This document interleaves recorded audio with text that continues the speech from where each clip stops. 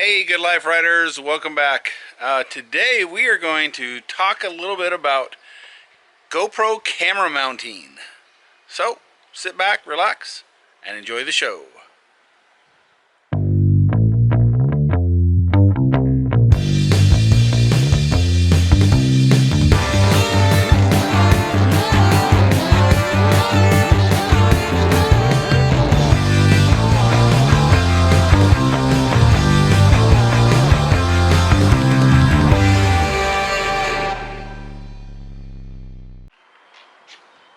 Okay, so we are here today and we're going to do a combination of, I'm going to show you places where I mount my cameras, and I'm going to show you what some of those views look like. So initially, I mount my cameras. I have three different GoPros. I have a GoPro 7. I have a Hero Session. And I have a GoPro Hero Plus. So I'm not going to talk about the cameras and why I have those cameras today. Today I'm going to talk about the different camera positions that I have on my bike and why I use those and have chosen those positions. And just a little bit, all the different ones. I have a lot. Okay, so first, as you can see here, I have a clamp, and I really strongly recommend these clamps with the little flexible arm. And the biggest reason why is you can mount them in so many different places. Everything from up here on the handlebars to down here on the crash bars to back here on the crash bars to even up here on. They don't work as well up here because of the small angle of the tubes, but you can mount these in so many places that if there's going to be one mount that you have for mounting on your bike, that would be the clamp I would recommend. The second clamp that I would recommend is ram mounts. Now I have multiple ram mounts on my bike, one back there on my saddlebags to get front. I can get front views or back views. I have one down here on my bag. I have one around here on the front of my forks. I am probably going to move that one. I was using that one with my 360 camera, and my 360 camera is gone, and it wasn't because of that mount. It is another reason, and we'll talk about that here in a sec. But now I've only used it with this mount, and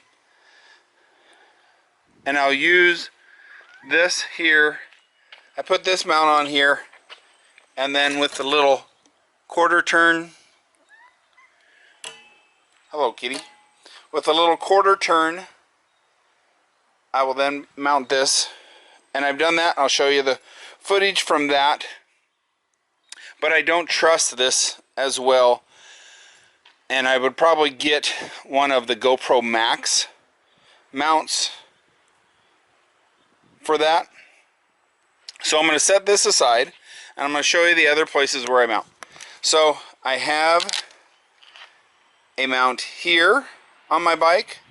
I have a mount here on my bike, and I haven't used this arm as much recently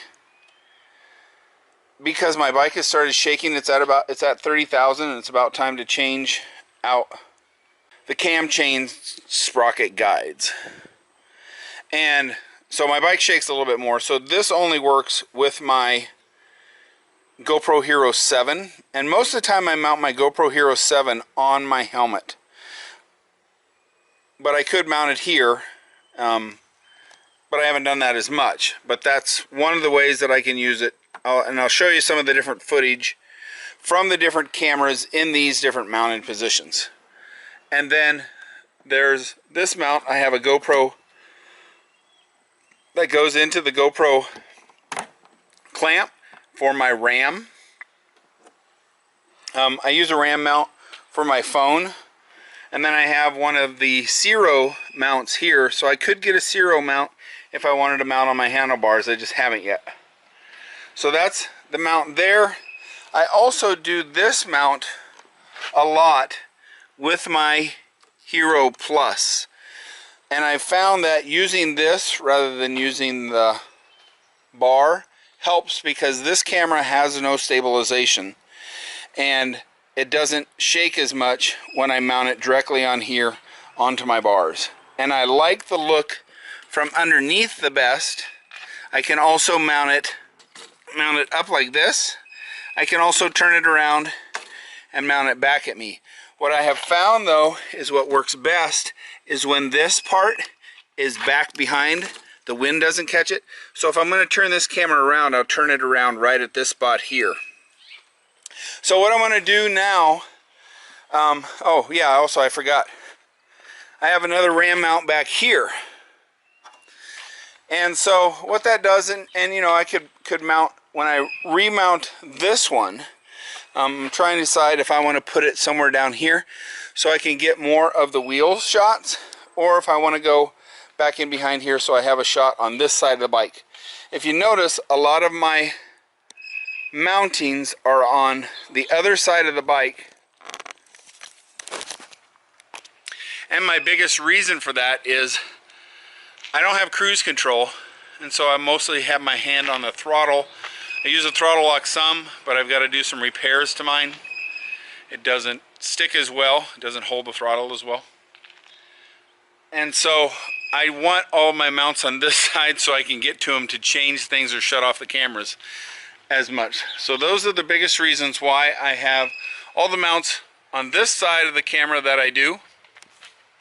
And now we're going to go to, and I'm going to show you the shots themselves. Hey, I forgot to tell you one thing. Okay, so I talked about my 360 camera, and if you notice, this was on the back of my tour pack, but I never really talked about it. So I had this mount. It was a mount for mounting on a bottom of a gun, and it looked like a very sturdy mount. I bought this mount mainly for my 360 because the top part here had a quarter 20 stud, and this is aluminum. I believe it's aluminum.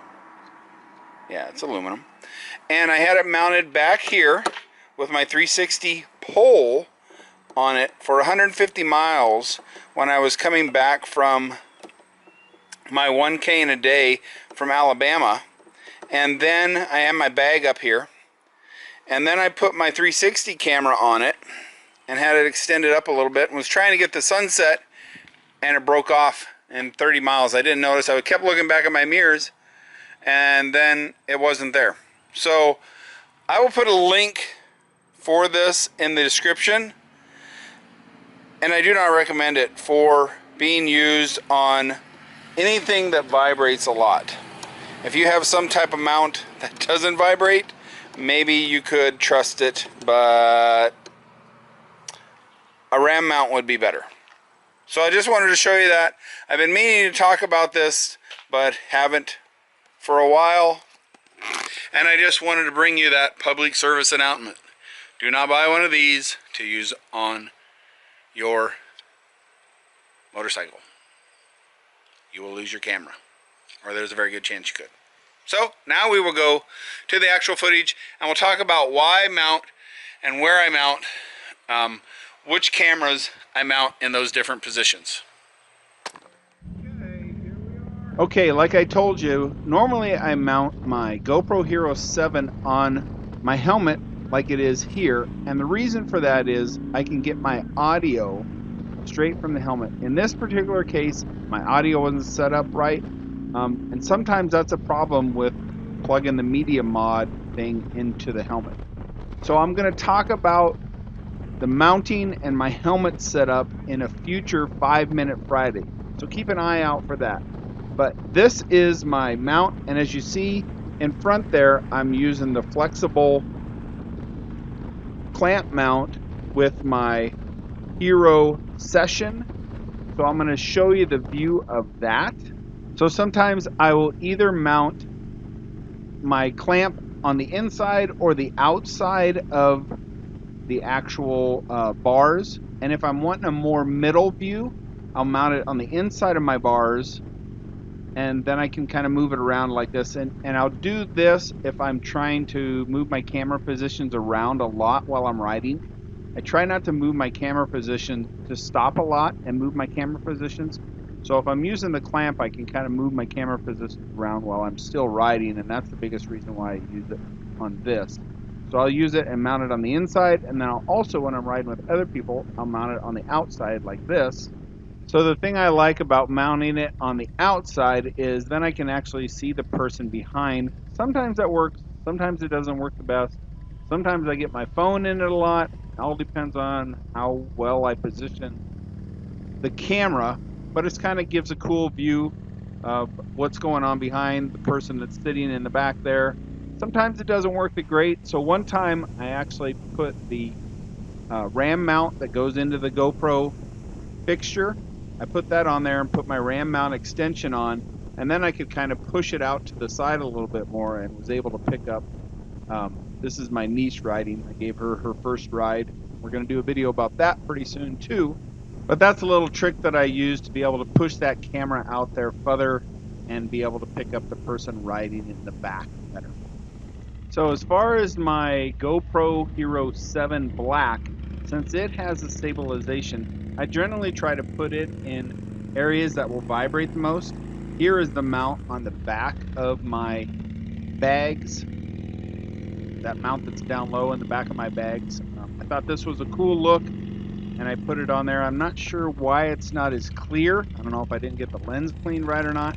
This looks really good, and depending on whether you know, I had it set on the super wide here, but if I used a narrower view and brought it in closer, I try to do these views when I'm riding in group rides, and I'll do it down low like this, and then I also mount it up high. I've mounted up on the bars, and I've also mounted it in the back, but I'll show you those views as well. But I try to use GoPro Hero 7 in places where I'm going to get a lot of vibration. So here is another mounting of my GoPro Hero 7, and you can see down in the corner, down on the bottom side there, the amount of vibration that's happening on this camera. But due to the stabilization, you can't even tell in the video. And that, I mean, it'd be great to be able to have Hero 7s everywhere and only use that, but you know, cost-wise, you can't always do that. So you want to do things and mount in ways to minimize what can happen with the camera. So I'm going to show you a bad mounting, and I didn't know this until after. I ran quite a long ways with this. So here is a situation where I mounted my GoPro Session using that mount that I showed you up on the back of my tour pack, the one that broke. So this one, I had mounted it on the back of my bags before I had that RAM mount on the other side, on the right side. I used this one because I wanted to get the low angle. As you can see here, I got the wave, the dreaded wave, and I didn't know this. I probably rode probably a couple hours like this, filming as much as the camera would film, and I had a wave to it. So really, this kind of footage isn't that really that usable, and so it's just kind of one of those things you try out. You can see there in front, on the RAM mount in front, I have my Insta360 pole, and I have my Insta360 mounted up beside me. But this was one that I tried, and it didn't quite work out. So here's another mount with my GoPro Hero 7. This is it mounted on the fairing, and I'm using it just with a GoPro Hero mount. I don't have that extra extension on there. And as you can see, my Insta360 is up there beside my behind my left shoulder. But this was, I thought this was kind of a cool view when riding through, I believe this was Arkansas. So kind of a cool view looking back at you. So here's a situation where I have my Session mounted on my helmet, and I've done that a few times. I use it quite a bit, especially in the rain, but one thing I've noticed is now since I've gotten the Clockworks windshield that has a little bit of a tint to it, it almost acts like a UV filter for my camera. There's a little bit of distortion in the windshield, but if you notice, outside of it's a little bit washed out compared to what you see through the Clockworks windshield. So that happens with this camera as well as my Hero Plus camera when I mount them on my helmet, unless it's a cloudy situation, then it doesn't happen. But in a sunny situation, it seems to happen a lot where it washes it out. Okay, here is a view from my Hero Plus riding, and it's a partly cloudy day, and you can see how if I'm looking straight through it, I get washout, but if I'm looking, so I'm trying to look up a little bit more here to try and get so that I don't get as much washout. Here I get more of the washout on the sides because the camera is looking straight through that windshield. So here's another time of me using the Hero Plus when it's raining. So this day in particular, I was running in and out of rain. So I use either my Hero Plus or my Session because I carry the doors for those. So I have the door where I can actually plug in power into my Hero Plus, and then I'll take the little door off of my Session so I can plug in. And then I can also put those on. I don't always carry my Hero 7 door with me because most of the time if I'm going to have that on my helmet, I'm going to be plugged into my audio, trying to pull audio talking, and so I don't use it. So here in this situation, I had my Hero Plus on and was using it for the purpose of just getting footage. So here is the view that I like using on my Hero Plus the most that I found here recently. It's cool, I think, being able to see the cars come by so close and being able to see the fork move in and out as we roll across the road. But the only challenge is, in this situation, it was pointed up at the sky a little bit and kind of darkened the video a little more. I can go in and post-process this to make it be lighter, but I wanted to show you the raw footage here. So me using older, that's some of the issues that you can run into with using older GoPros like the Session and the Pluses, but it also gives you an opportunity to pick up cameras for a whole lot less than buying all new GoPro Heroes and be able to begin using and documenting your travels. I like to have multiple cameras. I'm not made of money, and so this is the route I have gone to get more footage out there. And if you listen in on my 5-Minute Friday where I talk about my helmet setup, you can use these older cameras and still be able to get audio into your videos. So watch for that. Okay, so here I'm going to show you a couple of different ways I mount my Session when it's on the clamp with the flexible part. I mount it backwards. I like doing this in rain, especially. Probably better. I don't really like the view looking at my leg under normal conditions, but it's pretty cool when you're running in the rain and you're able to see the splashback coming back from the cars going the other direction. Here's another view with my Session. As you can see in the light there, you can see the camera on the flexible, flexible extension. And you can see here that the nice thing I like about this is I can put this on my crash bars and really bend out that camera and make it actually almost like it's floating out there by itself. I like to do this and also get part of the bike in it as well. Makes it kind of for a neat shot. Okay, so here's another shot that I'll do where I'll have the camera mounted on my handlebars with the flexible mount, and then I can actually move the camera around without stopping. I will cut out that part where I'm moving the camera, but I can make the camera face forward or back and not have to stop the bike or anything like that. So that's kind of cool for me. The only thing I don't like is when it's faced the other way, facing forwards, you don't get any of the bike in it. and that kind of makes it look like you're just floating out there. I don't think it looks as good as when you have the bike in it, but that's just my personal preference. Okay, then here is the other view that I like to have with my Hero Session mounted in that ram mount back on my tour pack. Gives a cool look when we're doing group rides, and I told you I mount it backwards like this. Okay, so here is our front view, and as you can see, when it's set like that, it blocks a lot of what you can see. I need an extension so it can be out a little bit further, but that's the front facing view in the back there. Okay, now the last fix here is mounting on the front of the left bag with that ram mount and facing back. As you can see, it's a different kind of view. Maybe not the greatest footage because it blocks so much from that left side, but it's just another view, cool view. Okay, the last video I'm going to show you here is from the Session on the flexible mount. You can see I'm using it handheld, I guess trying to do my $1 million bogan impersonation, as you can see here.